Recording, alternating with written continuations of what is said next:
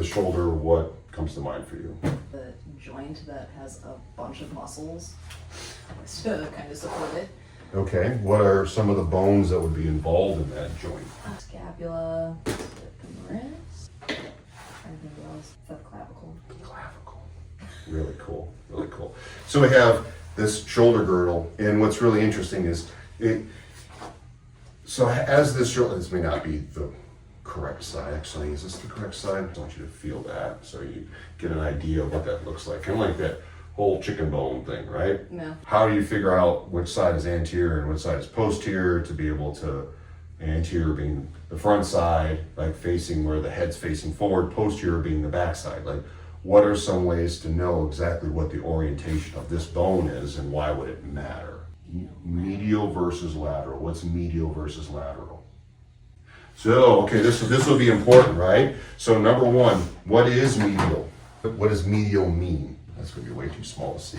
Us being able to say, that really erased well. You have medial, you have lateral, you have anterior, posterior. So like where things are in space, right? Mm-hmm. Medial would be going towards midline. Lateral is away from midline. Remember, I'm from Sheboygan, so I'm going to make this really simple. If we have something going towards the head, this is going superiorly, or cephalad, head, going down is superior, inferior, right? Also known as caudal. If you're going to be on the same side of the body and you're looking at same side of the body stuff, ipsilateral or contralateral? Ipsilateral. So if it's on opposite side, it's contralateral, right? What does something mean to be superficial?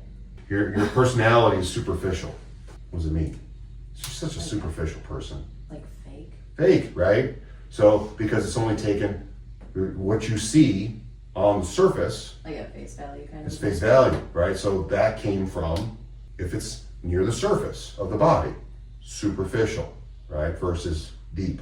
Those are going to be really important because I'm going to say this is anterior or posterior to this, right? Because the anterior features of this scapula, it has the anterior portion of a rotator cuff muscle is going to then fit in here. On the back side of this, it has the spine of the scapula. We have where the glenoid right here, where this head of the humerus can fit in right here. And that's the wrong one right here. Because what do I know if what's facing forward on this humerus that allows this glenoid to get in here? Right, you got this cool bicipital groove right here. Right? And this bicipital groove is where that bicep comes in and attaches to this superior portion of this glenoid, right? The inferior portion, which is the infraglenoid, infra, below, supraglenoid, superior, inferior. That's why this naming thing comes in so importantly, because they're going to name things and they're like, oh, they're calling it the supraglenoid tuber. Like the supraspinatus and the infra. Yeah, spine, infra, inferior, spinalis, supra, superior, spinalis fits into this fossa right here. These holes are the fossas, right? Now, understanding the structure can help you understand the muscles that are going to lie within kind of these holes within the structure and how it actually gets formed. Great. So I know what the scapula is like. I know interior, posterior, whatever. If you can see in your mind how you think this thing is actually moving through space, you can start coordinating your challenges differently. Because like if I'm laying down, right, and this is my right scapula, which is laying like this. Mm-hmm. And now when I'm doing this, I want you to see this. Yeah. And I want you to think like this thing's floating in space. And this is just a mold, but they might be a whole bunch of different ways that this is formed, or ways that this was hurt, or how that labrum that's attached on here. Like, I mean, look at how flat that is. This thing is so flat. This is like a golf ball and a golf tee. Mm-hmm. Like keeping this thing here, and it's like saying, oh, well, this is moving like this is spinning like this, because this is internal and external rotation of the humerus on glenoid, right? This is pretty, and then this is your abduction, adduction thing. And then usually people do that horizontal. They're going to go through some flexion, and then they're going to go through do this like horizontal thing like this, it's like that's doing this, right? And if I want to pronate this a little bit, that's happening down here, right? So this is happening here. But this bone hasn't really moved a whole lot. No. So if I'm looking at these pieces and how they're moving, you can say like, well, maybe this person's got a different type of coracoid, right? This little guy here, because a bicep is going to come in here, and a bicep's going to come in here. That's why there's two tendons of the bicep. But I've seen on a cadaver a bicep with three heads, which would make it a front tricep. So that exists. Okay, right? But how are you supposed to know that? Number one, if you don't have a normative idea of what the structure is like and how it may be non-normative, because the people that we see here are usually dealing with very unique stuff that's non-normative or undiagnosed disease, right? So if I have an idea of how this stuff is moving in space, this thing is also going to move in space. How does it move in space, right? That becomes very important. So if I see, hold this on to me, right? Now, if I'm going to put my arm out to the side, did that stay put, or did my scapula now move a little bit? It moved. It went up. Went up. Now if I go here, what happens? Did it go way up? I feel like it just started to like rotate. Rotate. Have the rotation with me. So have it mirror me. Yeah. See that? So and once I get to about here, watch how it rotates. So once I get to about 100 plus degrees, now it's primarily scapula that's moving me to get into this abduction or into flexion. I don't think I ever realized that these rotate. Yeah. So how would this rotate? That's the problem. Like, how is this connected to my body? Majority muscles, but there is a bone that still connects here. Where's the bone come from? Oh, yeah, I got this. Here's my clavicle, and that clavicle is going to go into what's called the AC joint, acromion clavicular, AC joint, which is only really held together by ligaments. So this is the only bony attachment of this whole damn thing. And when you're talking about this, where's it set? External clavicular joint, right? SC. So this is going right into your sternum, which is then pushing on what? What's this? The rib cage. Rib cage. And the ribs go into your spine. Forces have to go through this into the rib cage, and then the ribs are shoving into those costal facets which go into your spine. That's just the structure. That's all the hardware. That's not even including software stuff, right? Like, why would you choose to use this or not use this? Why would there be discomfort or pain? Or why would there be strength? Like, oh man, that guy can coordinate that under high load or high velocity easily. Or once he goes through endurance, he's not faring so well. Like, why? Knowing this structure and knowing that, okay, not a whole lot of bony attachments, has to rely on ligaments for its function and muscular participation. Oh man. So now you're looking at the structure of the shoulder is primarily, it's even difficult to say it's just these three, right? Because like the shoulder in itself, you need the ribs, you're gonna need a spine, you're gonna need a sternum, you're gonna need a scapula, you're gonna need clavicle, you're gonna need a humerus. I think that's how you spell it. I'm really bad at spelling, so you're gonna have to block it out and then respell it. And then each one of these, it becomes very useful to then study what are these indentations of these things. So then I have an idea of maybe someone's observations of what is normal for where these muscles and tendons and ligaments lie. So someone's like, I damaged this and I have a report that says this, or they have a chondral, a bone defect here or here, or maybe they had something replaced. It's like, oh, how would that function differently? How would that function differently if this was changed? Or they had a rotator cuff surgery. And they're like, what's a rotator cuff surgery? Which rotator muscles were changed? Which ones were initially torn off of this? Were they resected this way? Did they resect towards the humerus? Did they have to then like stretch a muscle and then anchor it with some sort of anchor into the scapula or into the humerus? Like, what's happening here? Do they believe that if you have a surgery on it and there are materials that are non-living, that it's fixed and doesn't need management ever again? How would this thing even sense where it is in space? How would that muscle become healthy over time with no use? Not even be able to detect where to go because the nervous component of telling you where you are in space is now gone. They're detached. Some of those receptors are not giving a signal back into the system to tell you where this stuff is. How many muscles that are playing out with this are now also crossing the elbow? Because they're not just crossing this, they're attaching into the radius, the ulna. Oh crap, like some of those muscles that cross the radius and ulna, guess what they also cross? The wrist.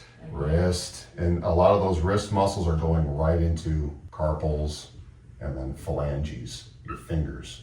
If you have a scapula and you have a spine, sorry, you have stuff that attaches into your head. So anyone that's looking at shoulder dysfunction that is not even looking at the capitis, right? They're not looking at cervical stuff, if they're not looking at clavicular stuff, they're not looking at hand stuff, they're not looking at radio-ulnar function. When are you using your shoulder where it's not participating with any of these other things? Last time that I've looked at the research on just grabbing something, when they measured the EMG of what's called participating, that stuff almost happens simultaneously. It's executing, and your brain is already constructed what it's going to look like well before it's even like, oh, I'm going to go grab the cup. Like it's already formed that. And then it's going to execute that plan. And if it does not execute that plan correctly, then it's like it does something kind of funky, or the non-conscious mind's like, don't go there. It's painful. So it may change its entire orientation to do it, right? Or maybe like if it was a lower body thing or like an eye vestibular thing, that's like vertigo type stuff, like I gotta sit down. Your body doesn't want you to move in space because it can't predict accurately how to move. These are the pieces that are going to be involved. If you're standing, you gotta include the legs because you can't levitate. So it's hard to parse out. What kind of pieces do I want to add to what I'm looking at? Knowing that how your brain and nervous system is organizing the movement based upon feedback loops. Okay, now, how would I want to challenge that? Is it really, is it more of a shoulder blades not going front to back, up and down? Is it going anterior to posterior? Is it going superior inferiorly? Right? Is it rotating around the scapula instead of just going anterior? Is it kind of going anterior and medially, right?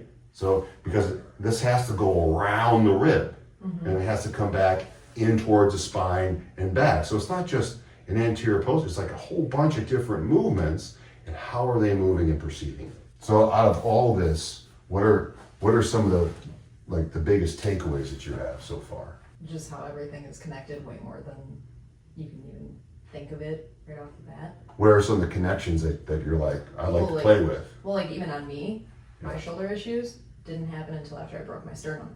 Broken sternum. Yeah. And then I started having the winging of the scapula. And then I had my rotator cuff tears, of which I have no dislocation, idea right? Which ones tore? Yes. It's like kind of connecting more in my brain, like how like one thing, if it doesn't heal right. Oh, if it ever heals. Yes. Right. So you're talking about trauma-based motor recruitment strategies. Trauma learning usually takes 1 rep, and then your brain's trying to figure out as it's recovering through the 3 phases of healing. Right. You have the first part is there's an inflammation process, and then stuff gets really sticky to stop the internal bleeding, and then there's a whole bunch of cells that proliferate, right, to then start to like anchor everything down, and then as you use it, the stuff remodels. But that's assuming that you have the right feedback loops in with the new tissue that the original nervous system tissue was grown out of. That's concrescence. When you have cells that start to divide and they start to form and specialize this tissue, this stuff's embedded in the tissue to have really quick feedback loops for big time learning, so that the brain and the nervous, actually more about the nervous system that's communicating these tissues, that they get to start to adjust and conserve calories so they can move in space. So it's like, hey man, I'm not wasting energy. The body does not want to waste energy because it doesn't know where its next meal is going to come from, but it has to be able to move about its environment and search for food, and that's basically it, right? It's like I got to be able to move here to be able to then, if I don't move my hand, I can't eat. If I can't move my jaw, your whole existence, it revolves around being able to move. You can't move, you're dead. It's crazy. You can't even learn without moving. Like, if I'm going to read something, your eyes have to move. You have to turn the page. I need my muscles, right? You can listen to stuff. Oh yeah, listen, there's two muscles inside the inner ear to even listen, right? It's so intertwined, interconnected. That's why it's like the rabbit hole starts with what do the structures look like? How do they normally perform? And then starting to branch out into what's not really normal. I'd start here and think about the joints that way. What makes up a joint? This is a little bit further away, so it's distal, or is it proximal? I forgot to add that too.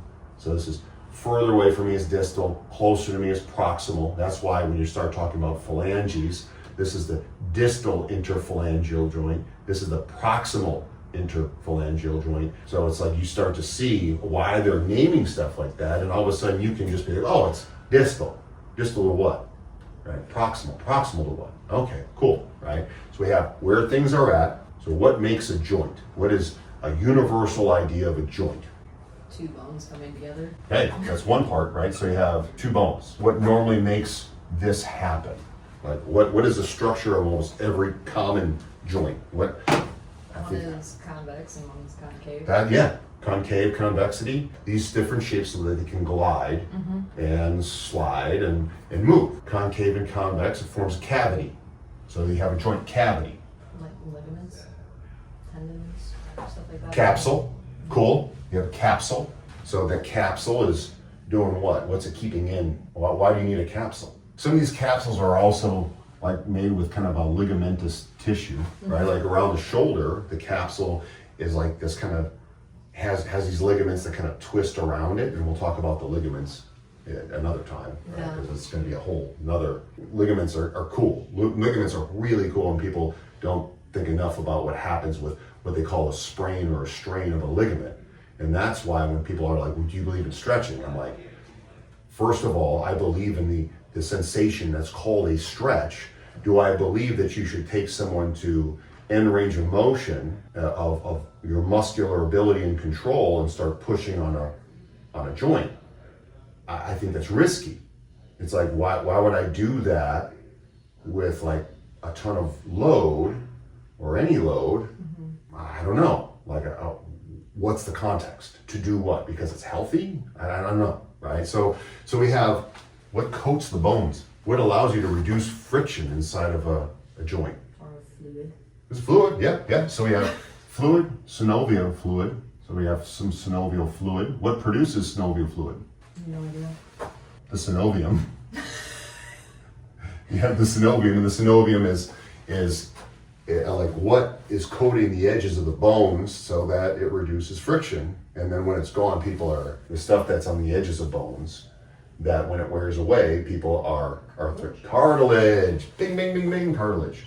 What's really interesting about this, right? So we have bone tissue, we have synovial tissue, we have capsule ligament tissue, we have cartilage tissue. Are they all the same?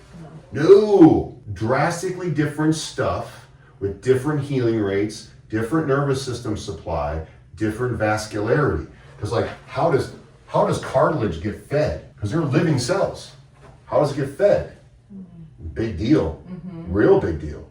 Most people don't even think about it. So if there's a cartilage problem, could be like how the cartilage has grown over time or didn't exist to begin with, or it could have been some sort of trauma, or it only gets fed through movement because the cells squish and they then excrete waste products And then at night when you are resting, supposedly they get from the synovial fluid, which also reduces friction. It has nutrients in it that it gets from the capsule, because the capsule's got a blood supply, and now it can start exchanging nutrients to get fed at night, and that's called imbibition. That takes hours, right? So if somebody's like, I'm gonna do this thing, and I'm gonna go through imbibition, I'm like, no, right? And that's how the cartilage is gonna get fed. It needs the movement to be able to then stimulate the cells, and it needs the rest and recovery and the nutrition in order to then recover. And when that doesn't happen, or people don't move well over time, that's when cartilage starts to fail, or it gets used a ton, right? It gets used over and over, because this guy here doesn't have any nerve endings in it. So you only feel it when it's all gone. Bone underneath it is exposed, and the recovery of cartilage, I don't know if it ever comes back. I don't think it does, but that's my bias. I haven't really seen anyone recover cartilage before. So that's why usually it leads to a whole joint replacement. Nobody really knows, but like what if you're able to sense changes in the synovium from cartilage damage, and your muscles are like, you shouldn't be going there right now.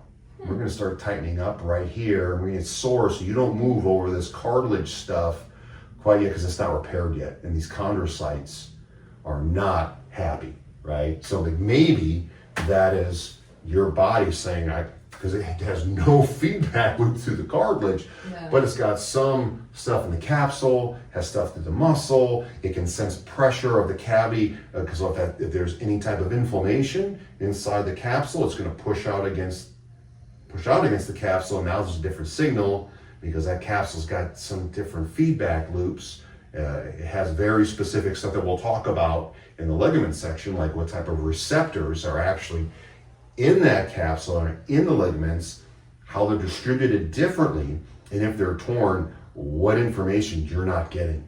Especially if now somebody has a joint replacement, and guess what they take out? Cavity, capsule, and maybe keep some of these ligaments, maybe synovium. Like, so if they don't have this capsule anymore, or they mess with some of these ligaments that have receptor rich in it, well, those feedback loops are completely different. So it's like, oh, how did that affect how your brain is now including that within its organization of the software to move you in a particular place? Just thinking more about like what is in all like a joint. Like thinking more than it's just like the two bones and some ligaments holding that together. Right. Materialism. It's just a piece of the puzzle. It's kind of a material thing. This is a control thing. And this is kind of a sensation or perception thing, right? And in here is going to be like someone's sense of agency, like how, like what state are they in? Am I okay or not okay? Or you can even say like affect, like what's their affect right now? Like, I feel okay, I feel good, or I don't feel so good right now. Part of the puzzle, right? But like, what is the big picture on what are the states of these things? Or what are the known pathologies? How did they use it before? Has there been any other types of injuries or surgeries? Are there any type of medication that can influence how this stuff would move? Any known arthritis, right? Have they done nothing for decades? So now it's like, okay, so this muscle quality probably won't energetically really work very well, or maybe they've done the neuroplastic or plasticity now isn't in their favor. They're starting to shed stuff because their body's like, well, we don't need this. We don't need it. Like, why would we need it if you're not using it? Like, your body's conserving materials, conserving energy, because it doesn't want to waste anything. It doesn't want to waste it. So why should it keep it? That's what I'm asking myself. Like, wow, what is the setting like? So I know the big picture, and I can start making decisions based upon, okay, is it really just a rib on spine thing or a sternum on spine thing, or is it this whole thing is not being controlled in totality, or is it in a particular direction? Because you can easily change load, placement of load, direction of load, orientation of the body. You can change like You can change at rest in between parts of a contraction. You can choose only to do myometric, like if I'm doing this and like relax, do it again, drive it over and see if the quality goes up, because they're like subjectively, oh, that's pretty good. Objectively, maybe they're pushing with more force that you can feel with your hand, or maybe you're doing it with an actual weight. Okay, right? And do they need to be seated? Are you gonna stand them up? You're gonna be on their back? Like, what's the total configuration? So that's what's leading me through this. This is just a piece of how well do I know materials? How well do I know physiology? How well do I know how this is going to then maybe be wired? And that wiring is this like motor learning, right? And then how do I ask questions about what they're perceiving? And then just get better at like, what am I gonna work on what at what point in time? Any other takeaways? Just that the scapula moves a lot more than I thought it did. We'll look at the muscles that tie into these pieces, and then we'll go into ligaments, and then we'll talk about some of the diversity of the ligaments and how they may change your control continuums, and then may change like how I would set up a challenge with something, because I want to get directly into application of challenge. So if that's cool with you. If there's anything else you want to add to, just text me through the week. Sounds good. Cool. That's it.